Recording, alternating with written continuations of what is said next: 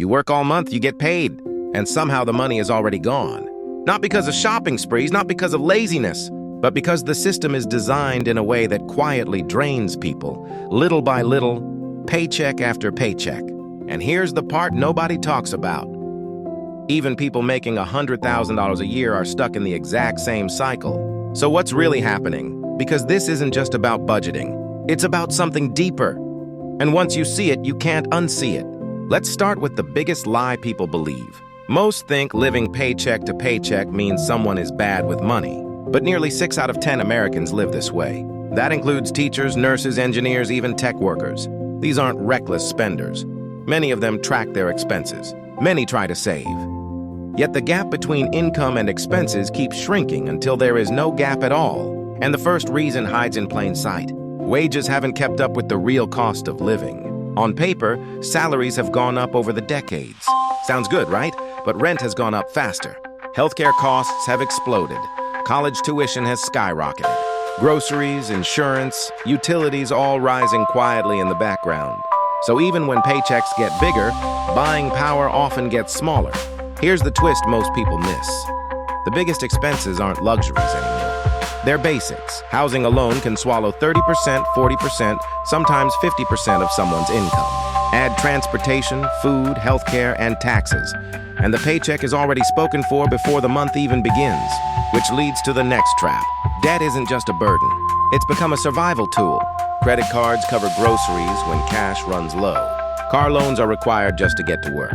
Student loans follow people for decades. Medical bills appear without warning and don't care about your budget. Minimum payments keep people afloat, but also keep them stuck. Because while you're paying for the past, new expenses keep coming, and here's where the pressure quietly builds. Most Americans don't have a financial cushion.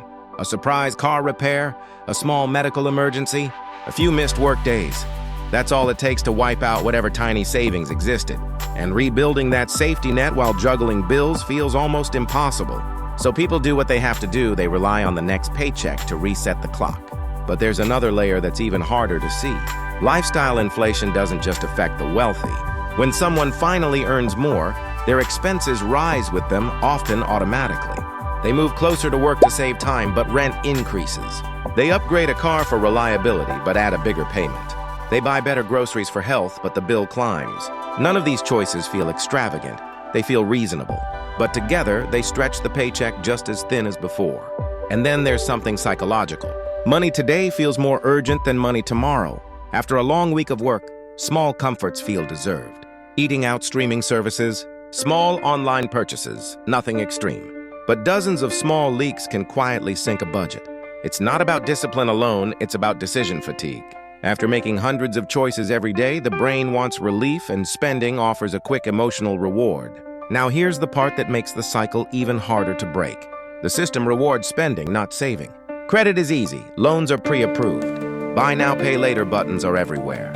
But building real savings? That takes time, sacrifice, and saying no often without immediate visible results. So people end up financing their present while postponing their future. And just when someone starts to get ahead, inflation shifts the goalposts. Prices creep up. Insurance premiums rise, rent gets adjusted. Suddenly, the extra breathing room disappears, and the person is back to waiting for the next paycheck. It feels like running on a treadmill that slowly speeds up. No matter how hard you run, you stay in the same place. But there's one more reason that rarely gets mentioned. Many Americans are supporting more than just themselves. Helping parents, supporting kids, covering family emergencies. Those invisible responsibilities stretch finances even thinner, especially in households where one setback affects everyone. So when people say, just save more, they're often missing the full picture. It's not just math, it's pressure, it's rising costs, it's debt structures. It's a culture built around consumption. It's emergencies with no warning, all colliding at the same time. And the result? A nation where millions work full-time yet still feel one bad month away from financial disaster. But here's the part that changes everything. Living paycheck to paycheck doesn't mean someone is failing.